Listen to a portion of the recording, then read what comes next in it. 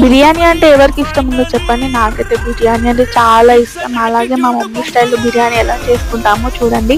First biryani పువ్వు, ఆకు and లవంగాలు, సాజీరా, ఇలాచి, దాల్చిన చెక్క, సాల్ట్, గరం మసాలా, కారం, పసుపు, కొత్తిమీర అండ్ పెరుగు వేసుకొని తర్వాత లెమన్ వాటర్ వేసుకొని తర్వాత అల్లం పేస్ట్ వేసుకొని బాగా మిక్స్ చేసుకోవాలి. అందరు మిక్స్ చేసుకున్న తర్వాత ఒక 1 అవర్ అట్లా పెడతారు కదా, మమ్మీ అట్లా ఏం పెట్టదు. మిక్స్ చేసుకున్న వెంటనే కర్రీ లాగా వండిస్తుంది. ఆ కర్రీ ఇంకా రైస్ అయిపోయింది.